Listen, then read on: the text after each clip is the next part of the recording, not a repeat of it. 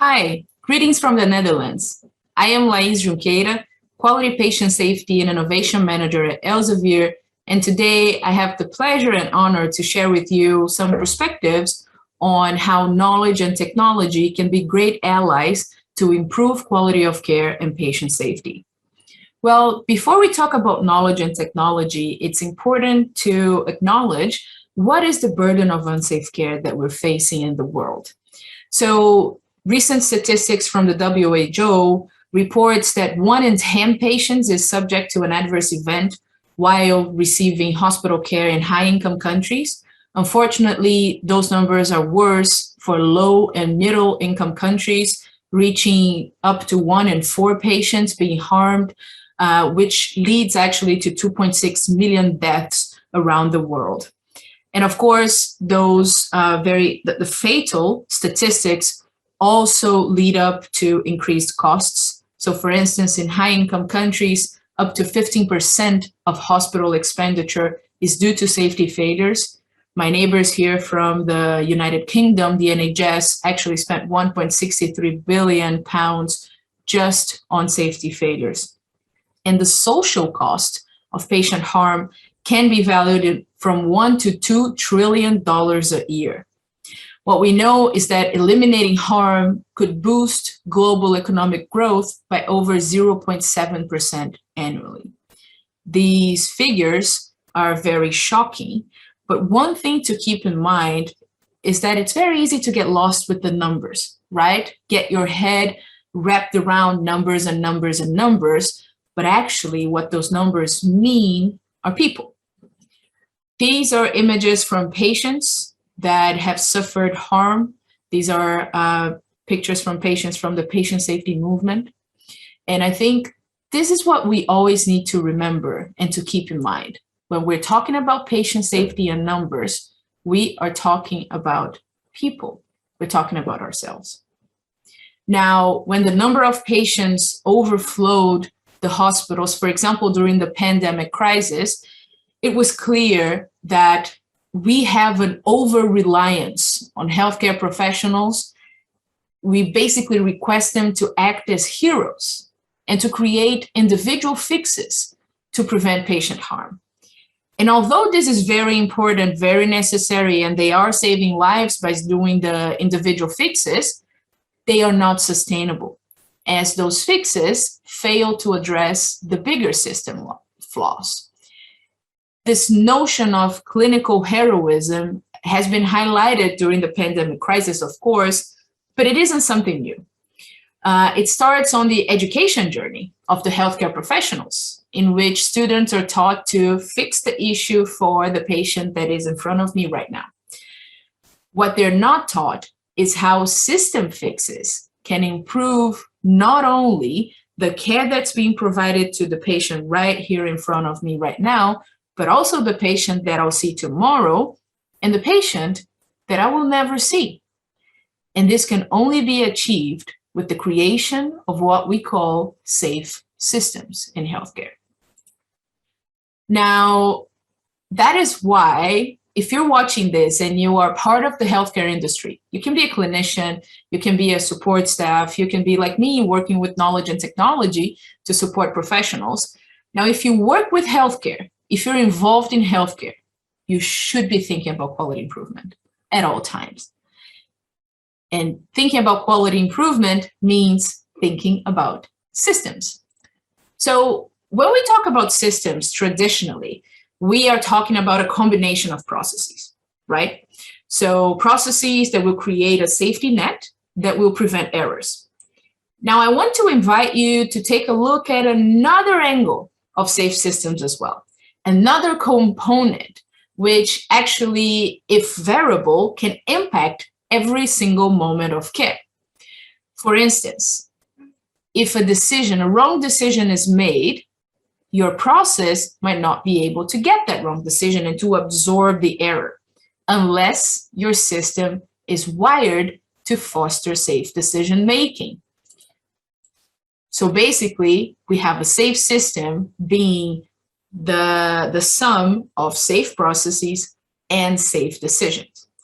And in this more holistic view of systems, the goal that we have is to proactively make healthcare safer, emphasizing on the conditions under which people will succeed rather than they fail.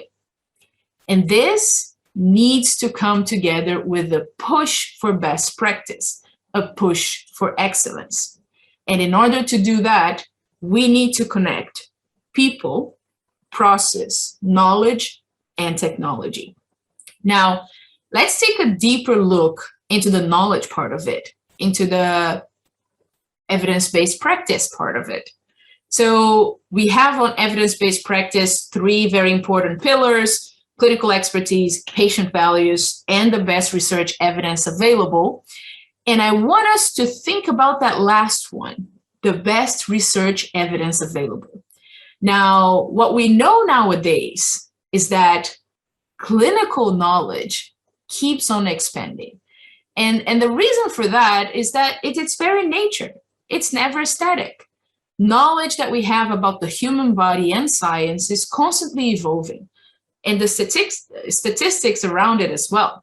So I just got here 2 very basic information points for you to think about. The first one is the doubling time of medical knowledge that was estimated to be only 73 days in 2020.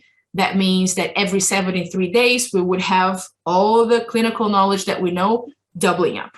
Now, important to say, that study was actually written before the pandemic hit. During the pandemic, I brought you a data point here. For example, in the COVID-19 WHO database, we have almost 300,000 articles available there. So, which basically means that if you're reading 20 articles a day, it would take you around 40 years to finish. And I'm not talking about the new stuff that's being brought up, only the past articles that have been written, which shows us that there is a vulnerability about humans and also healthcare professionals, of course, which shows us that there is a vulnerability for us to be able to process, to read and process all that's being published in science.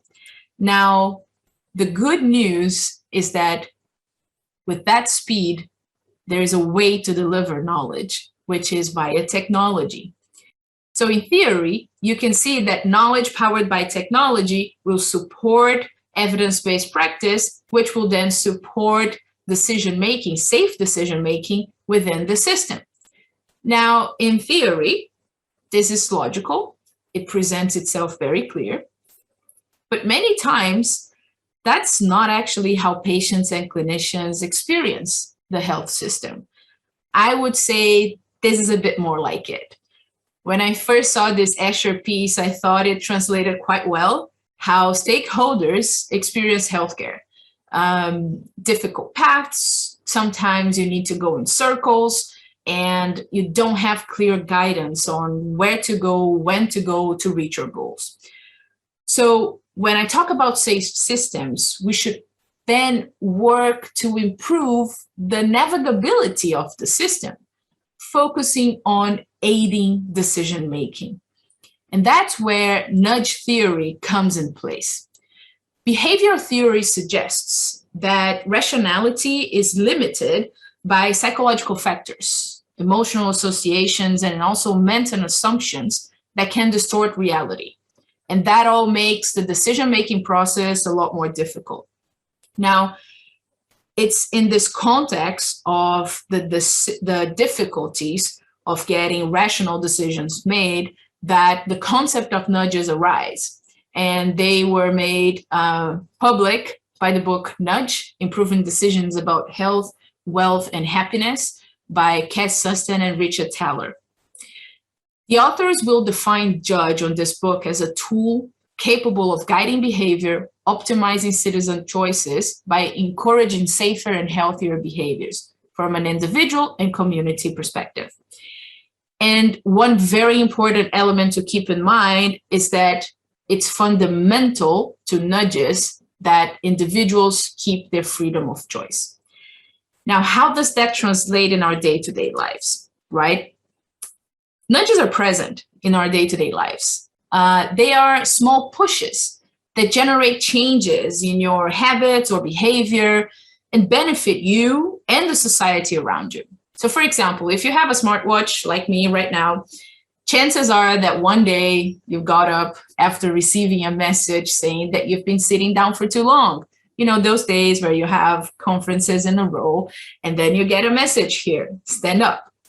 Or maybe you decided when you were coming home, I still have some steps to make. I will go around the block before getting into my house. If you don't have a watch like this, maybe you have a car with a GPS. And sometimes we do put the route there, even when you know how to get there, because you want to be nudged. So it shows you where to go, but end of the day, you're the one deciding if you're going to do it or not. And more recently, another example is, for instance, here in the Netherlands, in the shops, we have signs that say, please wear a face mask. So in case you forget, for example, you are nudged, a reminder to put your face mask, to wear your face mask before going in. So nudges are those little tips, signs, or little pushes that will guide you to a path, and they help you change. Now, how does that apply to healthcare? You might be thinking.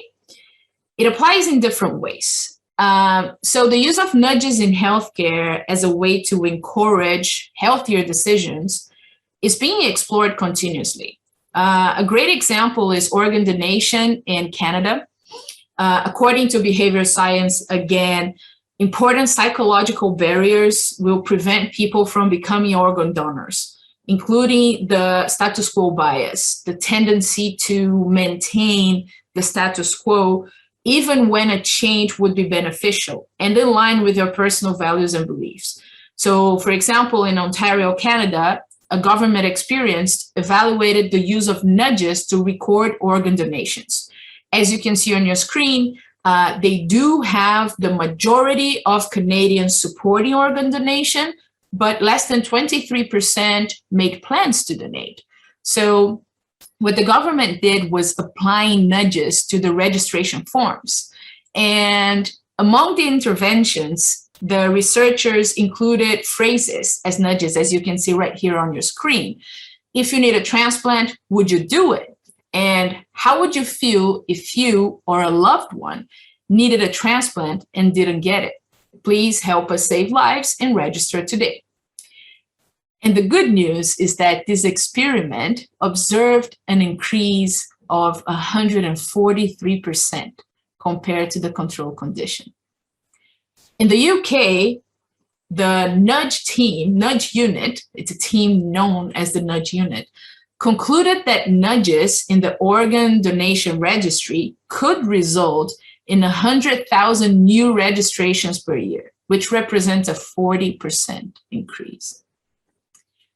Now, it's not only with the patients or the lay public that nudges can positively have an impact. Those small modifications in the architecture of choice are also shown to create positive changes. For instance, in this first example that you see here, changes in the organization of treatment options in the electronic health record led to a reduction of almost 12%, 11.5% in the prescription of aggressive treatments. And another study shows that it also adequates the prescription of mouthwashes for patients in intensive care. Now, let's take a deeper look into nudges in healthcare by looking at how can we nudge towards safety. A fundamental aspect of nudges is that they support stakeholders that might lack information, but they don't harm the stakeholders who don't need the information or who are not biased. So let's take this first example that you see here, the hand sanitizer example.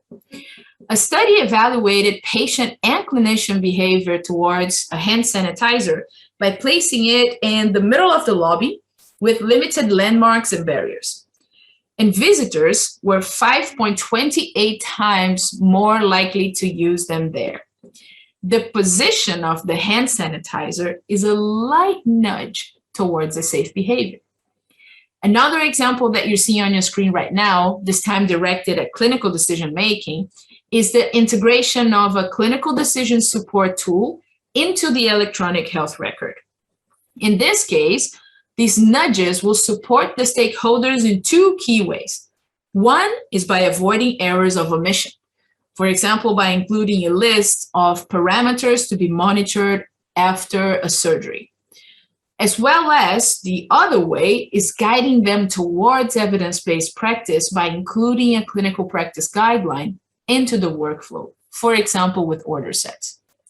So these two very different examples that you see now, one in the physical process and the other one in a clinical decision support integration, are both examples on how nudges can be used as guidance to steer people into safe decisions. Now, as we move forward and we hardwire the positive changes that we're making to the systems, healthcare leaders must embrace their roles as architects that will design those nudges towards safe decisions. Now, let's see how this architecture could work by using the quality and patient safety journey that has been developed and adopted by the Brazilian Society for Quality and Patient Safety. So you see here 6 different pillars. The first one is community engagement and health literacy. We go then for information management, staff education and skills, care of patients, patient participation, and research and continuous improvement.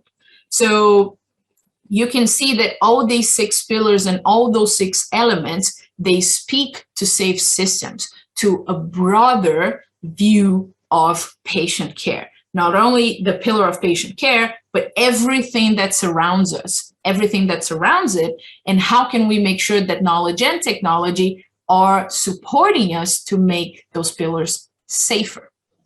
So I took the liberty of using this year's slogan for the Patient Safety Day, the World Health Organization Patient Safety Day, which is Act Now for Safe and Respectful Childbirth. The theme this year is Safe Maternal and Newborn Care.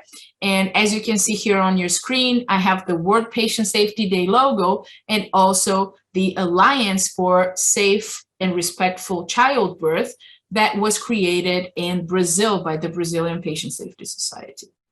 So I will use that theme of safe maternal and newborn care to walk you through a couple of pillars of the quality and patient safety journey and how knowledge and technology can really make a difference in improving the safety. So let's start with community engagement and health literacy. The idea here, the concept, is to bring the population closer to health and vice versa, recognizing the importance of safe care and the community involvement for patient safety. And of course, a very important part of this is education and understanding the basic aspects of health. In this case of maternal and newborn care, is about bringing patients closer to the safe environment of care that can be facilitated by improvement of health literacy and community education. So for instance, we're talking here about nudges that can be analog nudges, such as leaflets, or digital nudges, as you see on your screen right now. You know that even when we have clear intentions, sometimes small distractions can really cause a lack of attitude and action from our side. And the same thing happens with the mothers, such as an absence or missing a prenatal consultation. And in these cases, technology can be a great ally, remembering them to and pushing the women for action. So the California Department of Public Health and Immunize Nevada have partnered with Text for Baby, which is an information messaging service for pregnant women. And during that partnership, text messages were sent to pregnant women with reminders of appointments with babies and also hepatitis B vaccinations. These nudges increased the attendance rate by 6 percentage points for doctor visits and 5 percentage points for immunizations. So it's a basic way of not only providing them the knowledge needed, but also nudging them not to miss, for instance, their appointments for immunizations and their appointments for prenatal consultations. Now let's look into another pillar, the pillar of care of patients. This pillar of the journey addresses patient care and emphasizes evidence-based practice and patient-centered care. The failure to apply theory knowledge in practice is traditionally described as the no-do gap. And this gap was evidenced, for example, by the pandemic crisis, but it's not a new challenge. The Lancet Global Health Commission report from 2018 already stated that poor quality care is now a bigger barrier to reducing mortality than insufficient access. So how can we reduce that no-do gap to guarantee that we have high quality of care? This reduction starts with accessing the most current evidence and continues with the transformation of read-only content into actionable content that can be integrated into the healthcare workflow. The creation of integrated flowcharts, protocols, guidelines should be prioritized by safe systems architects with the insertion of nudges that support the creation of bridges between theory and practice. Now, let me show you here, and I'm gonna try and make this image bigger. Yeah. So here you have a prenatal care ambulatory order set where you have, as you may recall, I mentioned there are two ways of improving the quality of care when it comes to nudges. One is to make sure that you don't have errors of omission, so you have a list, and the other one is making sure that the most recent, relevant, and correct information is being followed. So here is an example for you. You have an order set where you have a list of potential medications here. Of course, you have the general care medications, lab, radiology, different modules. And here on the right, you have the clinical practice guideline that is guiding that action. So what we're doing here is taking the knowledge and turning it into actionable content. Now, the last example that I want to share with you about the patient safety journey is patient participation. We know that inconsistent patient-professional interactions, lack of information, and unfortunately disrespectful and abusive care are important barriers of accessing care, especially for maternal patients. And the lack of involvement in baby care can have a negative impact for the mother's physical and mental health, and also for the baby's cognitive and physical development. Now here you see, again, two different ways of supporting patient participation. One of them is by direct education of patients. So in this case right here, you will see an example of a patient education leaflet on how to teach patients to monitor blood glucose if we're talking about gestational diabetes. Now, right here below, you have an example of a care plan guide, which instead of teaching patients, will nudge healthcare professionals into not forgetting to educate the patients. Let me try and make this bigger again. Yeah. So here we have, for instance, the education part of diabetes in pregnancy and all the items. This is not a comprehensive list, but because it's only a print screen, but here you see the items that should be taught to that mother. So very important, we have two ways of avoiding those errors of omission and making sure that the patient is being educated. One is providing that knowledge to the patients, and the other one is supporting the healthcare professionals who are providing the knowledge to the patients. So what we have seen here is that, and those are just some quick examples on how knowledge and technology can support professionals not only by bringing the knowledge, but also nudging them into the right decisions. And why do we do all this? We do it because we know we cannot change the human condition. And James Reason has a great quote, which is, we cannot change the human condition, but we can change the conditions under which humans work, which means we can work on safe processes, on safe systems, by fostering safe processes, and most of all, ensuring that professionals can make the right decisions, safe decisions.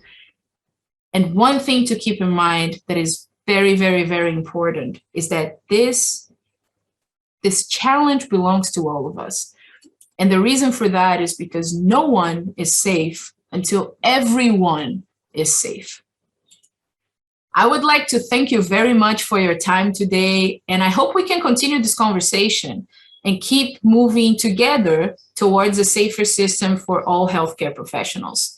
I have included my email address right here on the slide, so feel free to send me a message if you want to learn a bit more about how Elsevier is working with healthcare professionals around the world to improve safer decisions, to improve systems. You can drop me an email and I'll be happy to continue this conversation with you. Thank you very much, and I will see you next time. Bye-bye. Stay safe.